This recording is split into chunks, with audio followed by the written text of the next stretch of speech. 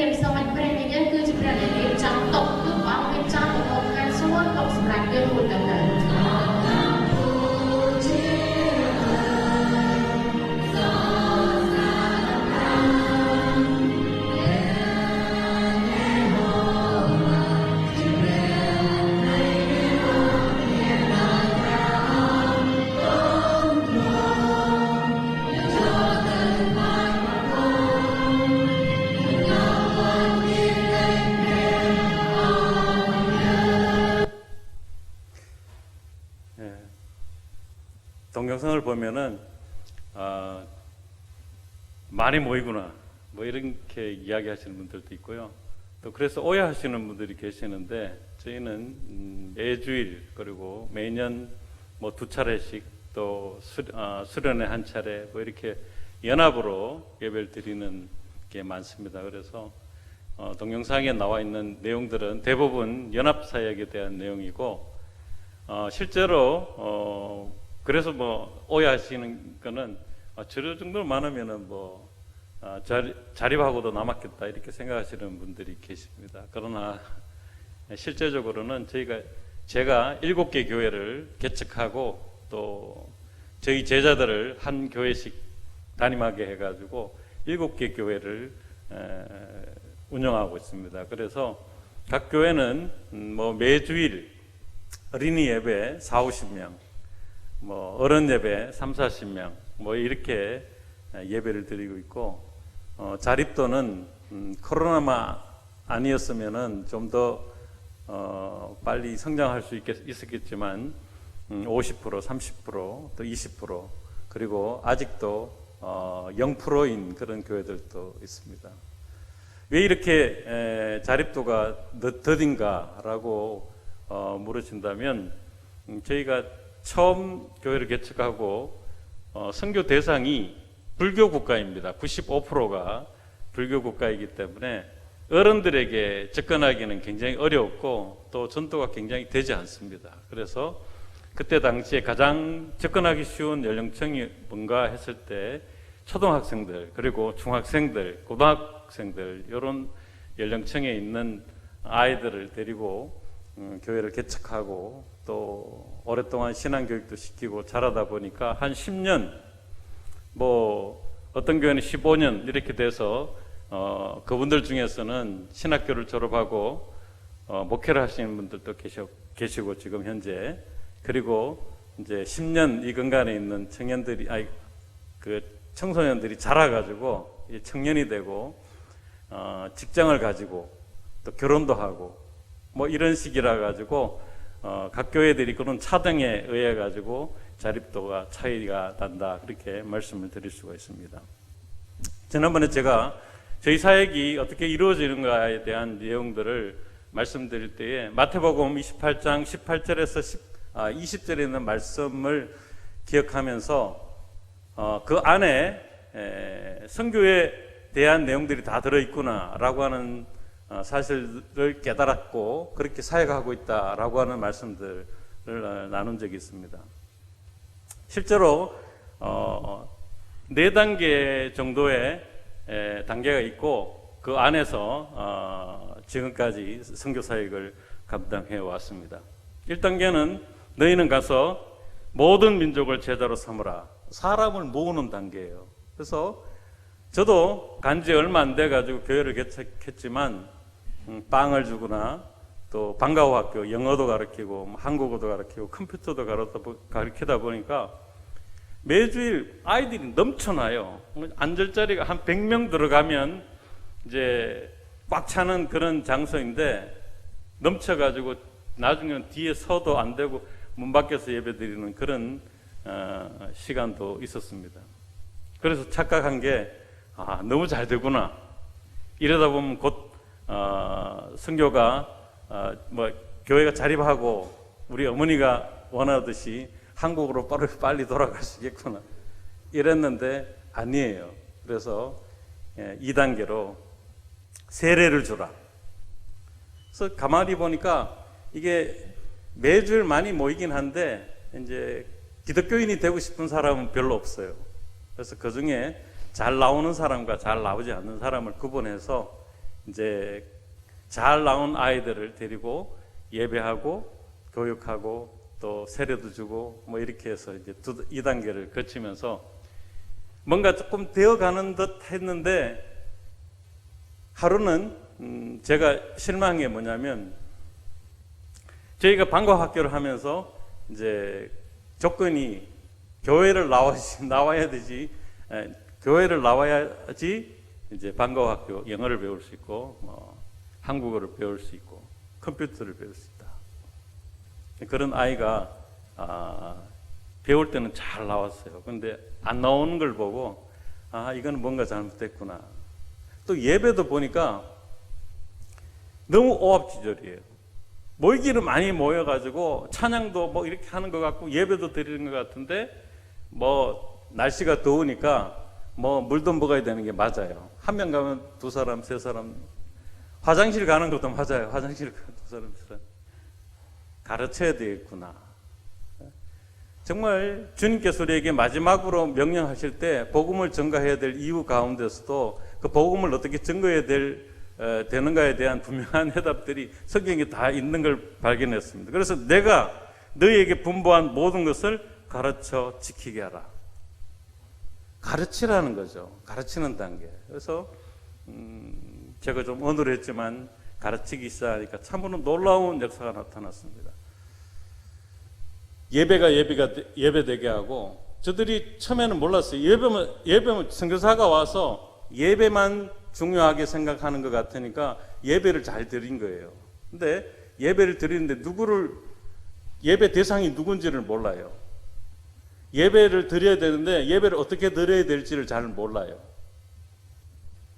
그리고 성도가 이제 해야 될 기본적인 그런 신앙의 모습들이 보이질 않아요. 그래서 그런 것에 대한 내용들을 가지고 교육하기 시작하니까 참 놀랍게도 어린 청소년들에 불과했지만 변화되고 새롭게 거듭나는 그런 모습들을 보았습니다.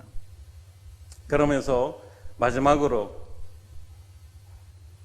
캄보디아 사람들의 문화적인 특성이 뭐냐면 불교 국가이기 때문에 이 불교인에서 기독교인을 만드는 것만이 내 목표라고 생각했는데 알고 보니까 이 분들의 신앙관이 정통 불교가 아니고 소성 불교라서 그런지 자신을 믿는 것 같은 그런 느낌을 받았기 때문에 이렇게 해서는 안 되겠다. 그래서 방과학교나 뭐 이런 걸 다 치우고 이제 예배 드리는 데 집중하기 시작했고, 정말로 저들 스스로가 하나님을 만나고 또 성령을 영접하고 또 자기 스스로 신앙 고백으로 하나님이 누구신지를 분명한 고백을 가진 사람이 되기 위해서는 예배가 회복되어야 되겠다. 그래서 예배를 하기 시작했고, 또 특별히 연합사역을 하기 시작하니까 주일 낮에는 각 교회에서 다 예배를 드리고, 포노펜 가까운 데 6개 교회가 있는데 그 6개 교회는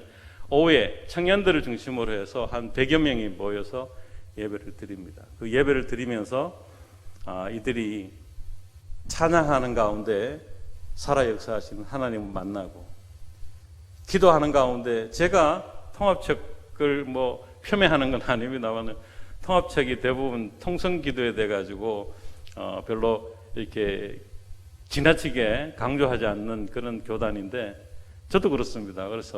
그런데 지금은 우리 현지인들이 저보다 더 크게 통성기도를 할 정도로 기도에 대한 그런 것도 저들이 깨달게 되었고, 또 예배가 얼마나 중요한지에 대한 것들도 깨닫게 되었습니다. 교회가 성장하는 데는 갖가지 현상들이 있는데 그 중에는 간증들인 것 같아요. 간증.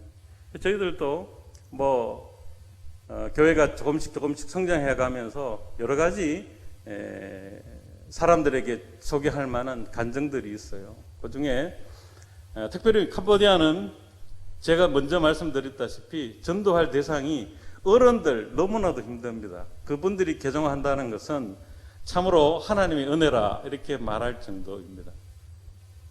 그런 걸 감안해서 들으시면 좀 은혜가 되지 않을까 그런 생각을 합니다. 소티어 형제와 외조카 티어비가 저희가 따란따반 교회라고 교회를 처음 개척할 때 청소년이었어요. 그래서 조카, 삼촌 이랬지만 나이 차이가 한 살밖에 안 됩니다. 그 막내라 가지고 요 청년들이 얼마나 교회 다니고부터 얼마나 그 생활이 바뀌고 변화되었고 신실했는지 부모가 예수를 믿어요. 형제가 예수를 믿습니다. 전도해서 이 아이를 보니까 뭔가 예수를 믿고 난 다음에 변화된 것이 보여요. 그 부모가 먼저 믿고 형제들이 믿고 누나들이 믿고 그 집에 가족이 많습니다. 어른 14명이 예수를 믿게 되었고 조카들 7명. 그래서 그래도 나오지 않는 뭐 누나 남편 뭐 2사람 빼고는 한 95% 정도가 전도가 되었어요.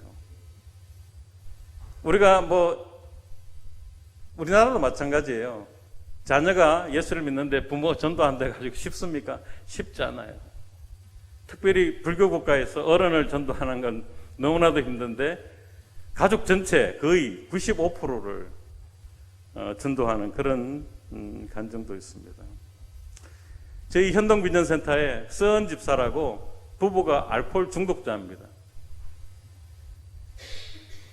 일주일 동안에 밥 먹는 걸 거의 없어요. 주일날에 보니까 주일날에 와가지고 또 모일 때마다 우리가 뭐 간식거리라 먹는데 그때만 먹는 것 같아요. 술도 마시고 본드도 하고.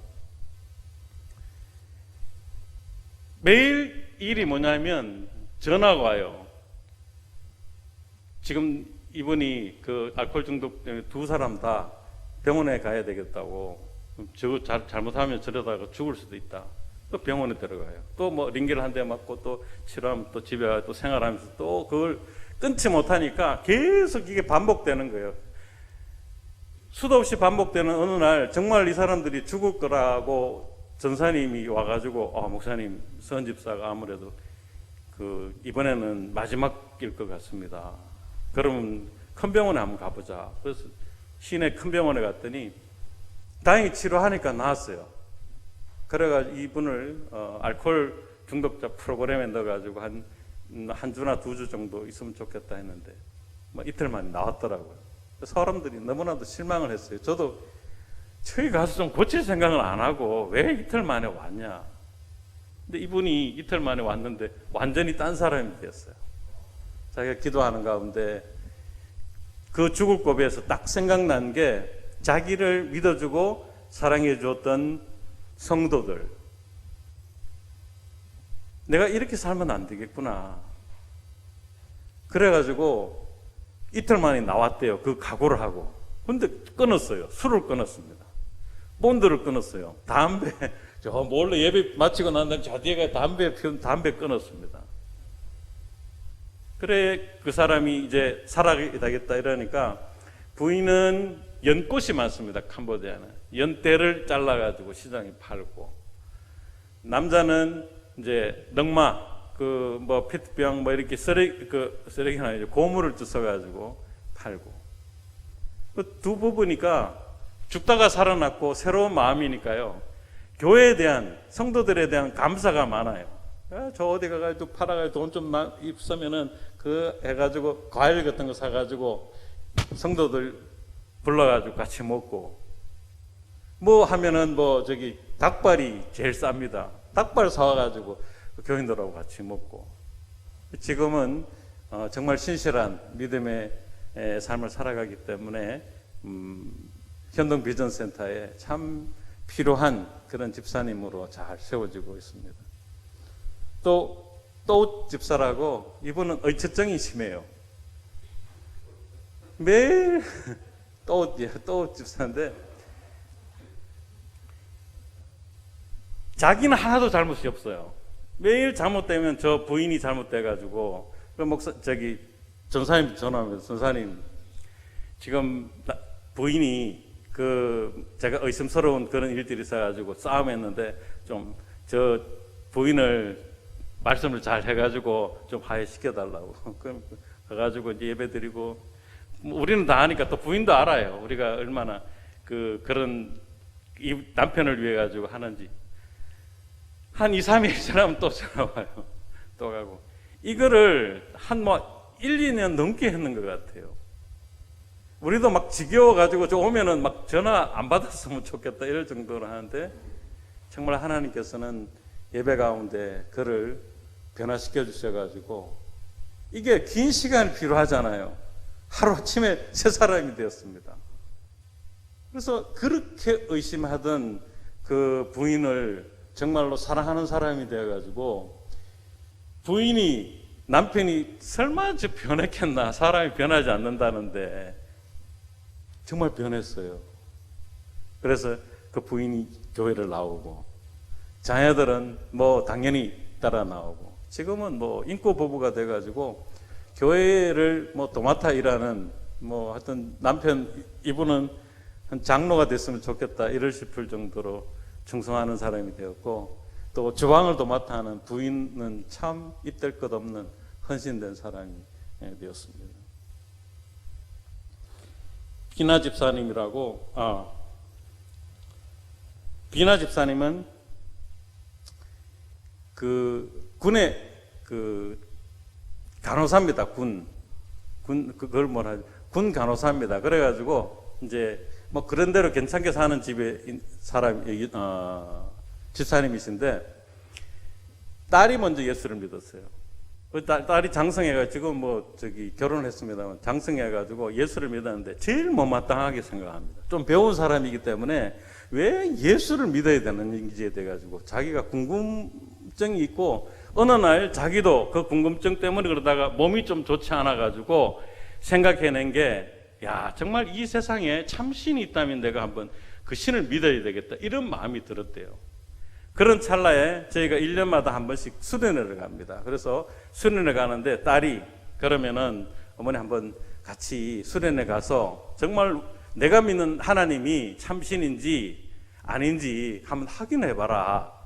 그래 같이 왔어요. 같이 왔는데 저희가 뭐 1박 2일 하기 때문에 뭐 꼭 굳이 마지막 밤이다 이렇게 말할 수는 없고, 하여튼 그 밤에 마지막 그 집회를 하고 난 다음에 오신 목사님이 이제 안수기도를 해주는데 나왔어요. 나와가지고 몸이 불편하니까. 몸이 불편했는데 몸도 낫고 정말 뒤에서 등에서 뭔가 성강처럼 확 지나가는 그런 엄청난 그런 것들을 경험했어요. 이분이 바로 하나님이 참신이구나. 이분이 집이 한 34km 떨어진 곳에 있는데 오토바이를 타고 오는데요. 지금은 남편도 있어요. 그리고 예수 안 믿는 사람이 첫째 딸, 둘째, 셋째 딸, 아들이 하나 있어요. 근데 첫째 딸 4분, 그리고 그 아들이 안 믿고 매주 금요일 오토바이를 타고 그 첫째 딸 손자 손녀 그리고 안 믿는 딸 2명 5명이 오토바이를 타고 34km 되는 데서 이제 교회로 옵니다. 그러면은 교회 금요일 날 금요 기도회를 우리가 7개 교회, 6개 교회 연합 예배를 드리는데 예배 참석하고 교회에서 자기 교회에서 자고, 그리고 그 토요일 날 3시에 길거리 전도 같이 나가고 또 하룻밤 자고 주일 날에 예배 다 드리고 그래 집으로 돌아갑니다. 또 오토바이 딱 5명 타고 지금 거의 3년째 그렇게 생활하고 있습니다. 청소년들하고 신앙생활하면서 언제 우리 교회에도 연령이 좀 골아가지고 교회가 안정적으로 성장해 나갈 것인지 참 궁금하기도 하고 또 그런 날이 오기를 소망하고 했는데, 희한하게 하나님께서 한 영혼을 구원하시는데 그런 사람이 한국도 마찬가지예요. 그 체험 있는 신앙이 있으면요 그분들이 또 다른 분들을 전도해 옵니다. 또 다른 가정을 전도해요. 그렇게 해서 조금씩 성장해 가고 있는 중에 있습니다. 현재 캄보디아 기독교는 1%입니다. 그것도 가톨릭을 포함해서 한 1% 정도가 됩니다. 문제는 코로나 이후에 캄보디아 기독교가 이제 정체되고 있다고 하는 사실입니다. 이게 산업화가 되면서 이게 도시화가 이루어지기 때문에 이 도시화의 무서움이 뭐냐면, 시골에 살던 그 청년들이요, 예전에는 1년지 농사를 지어가지고 그 뭐 가을에 우리나라식으로 얘기하면 가을에 추수하면은 그 추수한 그 돈으로 1년을 살잖아요, 대부분. 그래서 조금씩 뭐 하고 싶어도 하지 못하고 그냥 이렇게 했는데, 청년들이 뭐 도시로 와가지고 공장에 다니니까 월급을 받아요. 월급. 엄청난 겁니다. 자기가 모든 걸 다 할 수 있어요. 월급 받으면.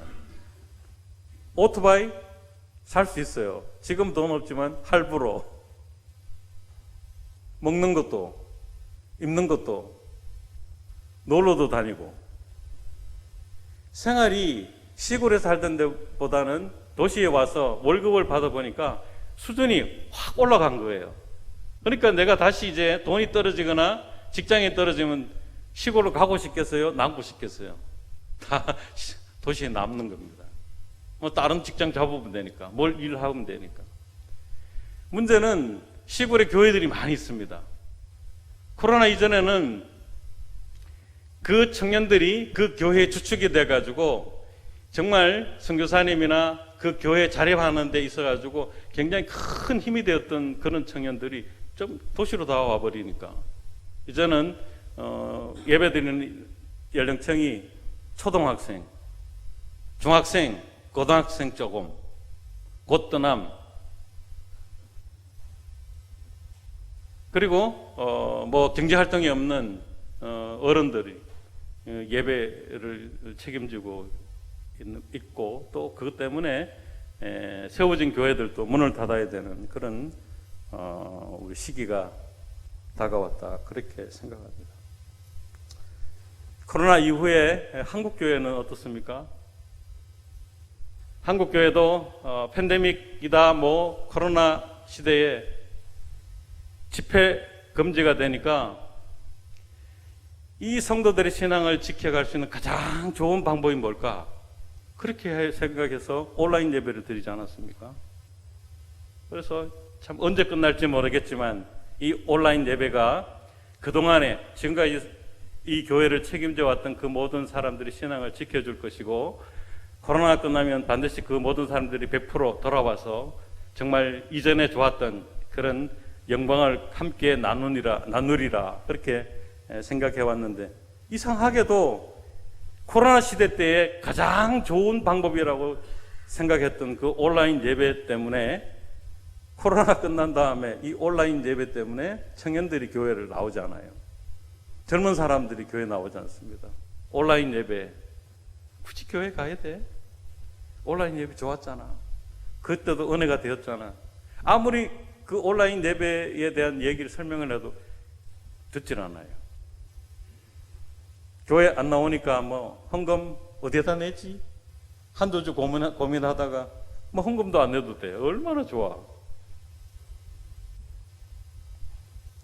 가장 좋았던 방법이 이제는 아이러니하게도 뭐 가장 정말 모든 사람들이 고민해야 되는 그런 방법이 되었다는 게 참 안타까운 현실이 아닌가 싶습니다.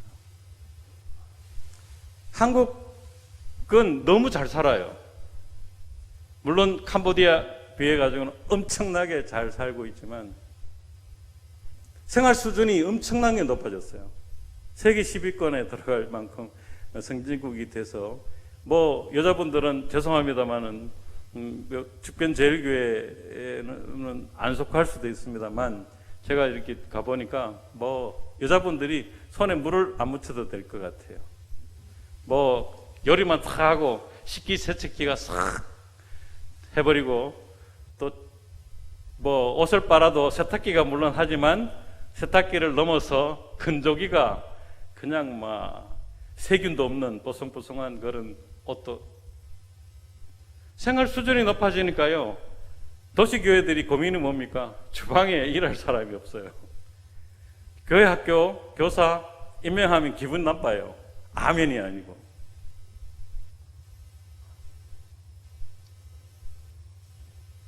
내가 그렇죠. 예전에 비하면 나는 지금 내가 누군데 잘 살고 있잖아요. 불편함이 없어요. 그런 거 할 필요가 없는 시대가 됐어요. 근데 우리가 잊고 살아가는 거는 그거는 세상적인 생각이라고 봅니다. 세상적으로 내가 예전보다 얼마만큼 잘 살고 얼마만큼 누리고 얼마만큼 가졌 이렇게 생각하면은 하기 싫어요. 그렇지만 우리가 하나님 앞에서 내가 누구인가를 생각하면 하나님 앞에서 나는 누구일까요? 죄인 아니겠어요?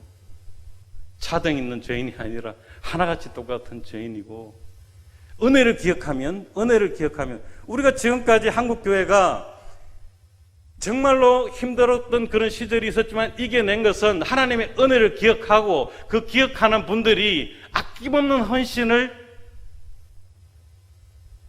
주님의 이름으로 감당했기 때문에 교회들이 부흥하게 되고 정말로 쓰러질 수밖에 없는 교회들이 세워지고, 여러 가지 문제들이 있지만 이겨내가지고 교회의 부흥을 이끌어낸 것 아니겠어요?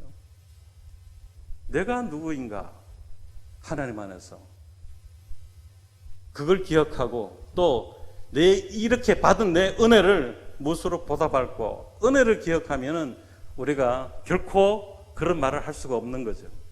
잘 살죠. 그리고 잘 사는 사람, 아무것도 하지 않아도 되는 그 사람이 하나님의 은혜를 기억하고 교회 와서 수많은 사람들, 약한 자를, 어려운 사람을 돌봐주고 위해주고 그 사람을 위해서 사랑을 베푼다면 그보다 귀한 것이 어디 있겠는가?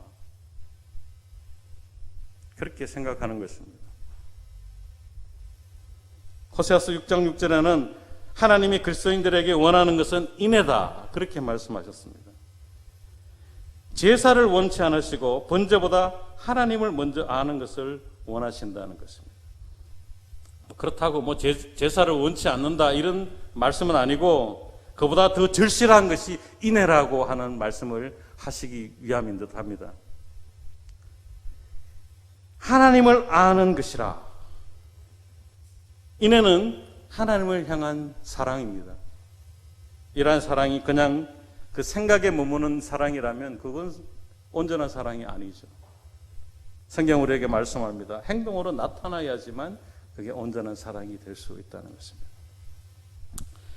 쭉 생각해 오면서 코로나 시기를 거쳐가지고 저는 마태복음 28장 18절에서 20절에 있는 말씀대로 4단계의 성장을 이루어가고 있다, 이렇게 생각하고 있는 제가 한번 띵 얻어맞은 것처럼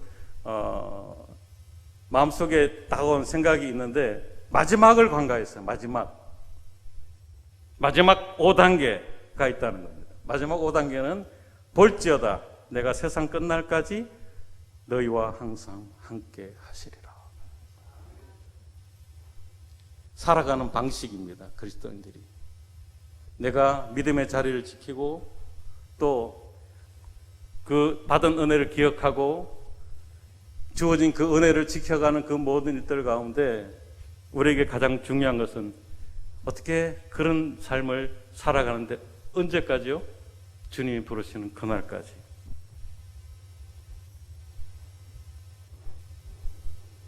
아무리 세상이 변하고 삶의 질이 높아졌다 할지라도 우리의 미래가 불안전하다는 것입니다. 찬란했던 과거 많이 자랑하잖아요. 그게 지금 현재 우리에게 주는 것도 굉장히 많지만 미래는 바꿀 수가 없다는 거죠. 오늘 내가 잘 살고 있는 것, 누리는 것, 오늘 좋아요. 오늘 지금 이 시간, 살아있는 이 시간 중요하지만 오늘 이 시간 내가 잘 살고 있다 하고 이제 AI와 그 빅데이터에 나의 과거를 다 집어넣어가지고 이제 내 미래 10년은 어떻게 할 것인가 쫙 나오겠죠. 이 나와도 그 나와 있는 데이터, 그 내용과 내 미래가, 그 데이터가 내 미래를 바꿀 수가 없다.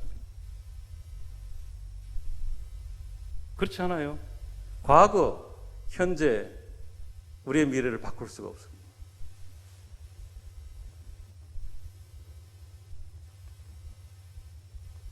그러면 어떻게 해야 할까? 그리스도의 몸된 교회들이 흔들리지 않고 이 시대를 이겨내고 믿음으로 든든히 서갈 것인가? 저는 그 해답을 초기 기독교인들의, 한국 초대교회 기독교인들의 신앙에서 찾아보려고 하는 것입니다. 왜냐하면 한국 초대 기독교인들의 신앙에서 그들이 받아들인 복음을 그들이 어떻게 해석하고 또 믿었고 행동했는가? 참 우리에게 주는 메시지가 크다고 생각합니다. 뭐 그 수많은 내용들 가운데 뭐 그냥 간추려서 몇 가지만 말씀드리려고 합니다. 한국 초대교회 자료를 살펴보면 기가 막힌 하나님의 역사를 느낄 수 있어요. 최초에 중국에서 번역된 복음서들을 한반도로 가지고 들어갔던 백홍준, 이영찬, 서상윤, 이들이 복음의 씨앗들을 뿌렸는데 놀라운 역사가 나타났어요. 서상윤의 보고에 따르면 1983년 초에 서울에 도착했을 것으로 추정되는 복음서와 전도지 이런 것들을 통해 가지고 예수를 믿었는데 불과 2년도 안 돼 가지고 70명의 세례 청원자들이 생겼다는 겁니다. 그리고 서울에서 세례를 받기 위해 기다리는 사람이 300명이나 되었다는 것입니다. 놀라운 것은 이것은 선교사들이 한국에 도착하기도 전에 일어난 사건이라는 것입니다. 예, 언더우드가 돌아왔어요. 들어와 보니까 이미 세례를 받고자 청원서를 낸 사람 70명이 있는 거예요. 그리고 그 외에도 300명이 기다리고 있었다는 겁니다. 그들이 처음 한국 땅에 들어와가지고 했던 일이 뭐예요? 전도를 한 게 아니라 세례를 줬다는 겁니다. 놀랍지 않아요? 그리고 1984년도에 또 한 사람이 있는데 일본으로 건너간 이수정이라고 하는 사람이 있는데 이분이 1884년에 현토 한한 신학 성경을 출판했고 85년도에 마가복음서를 한국말로 번역한 책을 만들었습니다. 그런데 이 책을 누가 가지고 왔느냐?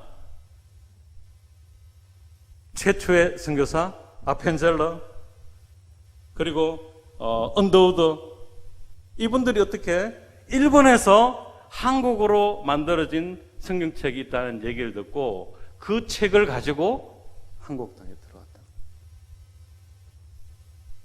1884년에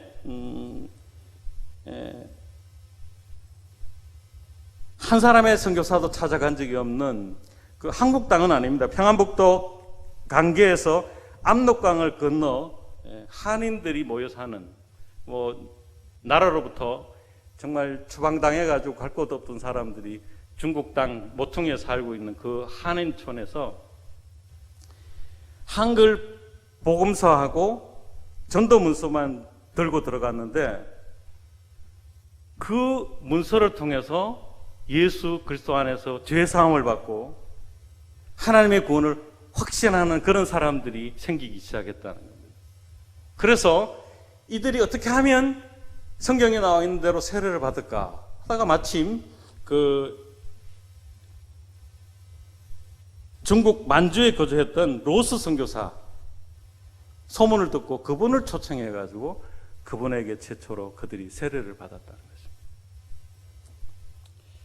그 뒤에 고한말 국권을 상실하고 그 시기 동안에 교회에 나온 사람들의 수가 폭발적으로 증가하는 것을 보였는데 물론 선교사들이 들어와서 이제 교회를 건축하고 또 제대로 된 그런 조직 안에서 교회가 성장해 나가기 시작한 것도 있지만 이와 같이 이미 선교사가 들어오기 전에 성경이 번역되었고 또 선교사가 들어오기 전에 세례를 받기 위해 기다린 사람들이 70명이나 되는 사람들이 있었다는 것입니다. 참으로 한국인 기독교인들에게는 복음의 DNA 같은 그런 것이 분명히 있었다. 저는 그렇게 믿고 싶습니다. 한국 초대교회 교인들은 정말 복음의 진심이었던 그런 민족이었음을 확신합니다. 이분들의 신앙은 읽은 대로, 배운 대로 성경을 실천했던 한국 초대교회 성도들, 그 살아있는 신앙의 체험들이 한국교회의 부흥의 비결이 되었음을 부인할 수가 없습니다.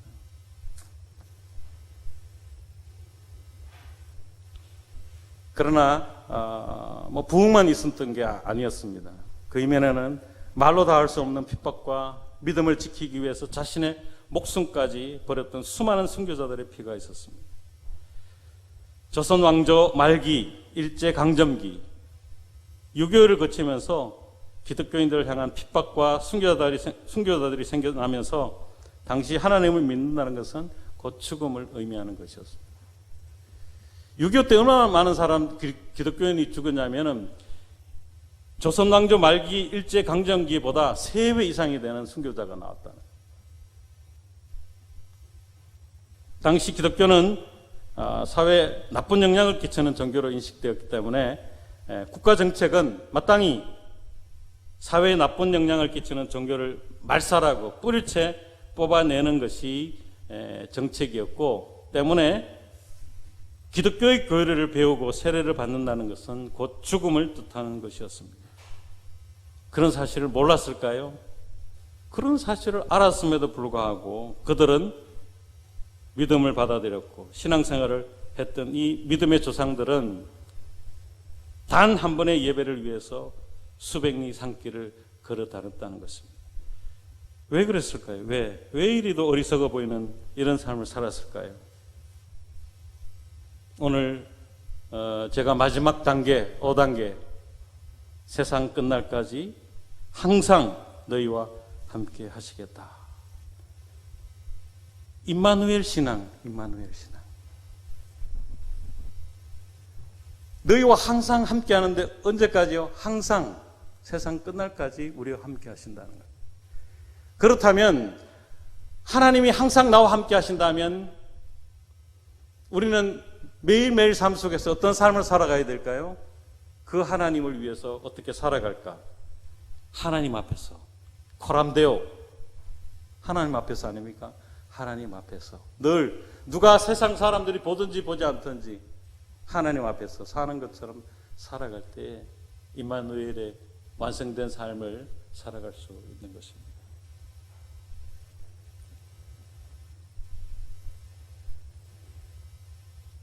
수많은 순교자들은 또 수많은 핍박을 받는 사람들은 그들이 당한 고통과 죽음은 하나님이 주신 시험이나 시련이 아니라고 믿었다는 것입니다.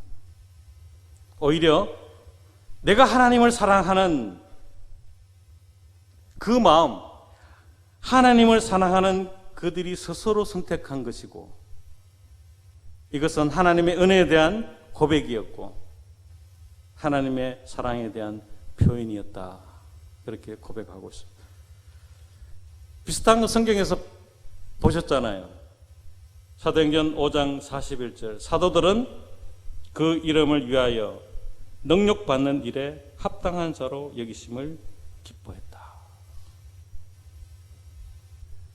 잘 살 때도 어려울 때도 핍박을 받을 때도 죽음을 당하는 그 순간에도 하나님이 항상 함께 하신다고 하는 임마누엘의 신앙, 그리고 내가 누구도 보지 않는 가운데 수많은 회유가 있었을 것이고 수많은 고문이 있었을 때도 내가 변하지 않고 오직 내 중심을 지킬 수 있었던 것은 이 시간에도 코람데오 하나님 앞에 서 있다고 하는 그 신앙이 자신의 믿음을 지켜가고 그 결과가 어떻든 간에 나의 죽음 뒤에 약속하신 하나님의 나라를 바라볼 수 있는 그런 소망의 삶을 살아갈 수 있었던 것입니다.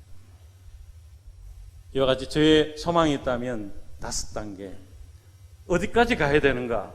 오늘 우리가 예수를 믿는 누구든지 그런 신앙을 살아가야 되겠지만 이제 4단계가 끝이라고 생각했던 제 가슴 속에 아니야, 마지막 주님 오실 그날까지 우리가 믿음의 삶을 살아가는, 흔들리지 않는 믿음으로 세워가는 것이 선교지에서 감당하는 그런 사역이 아닐까, 그런 생각을 하게 됐습니다.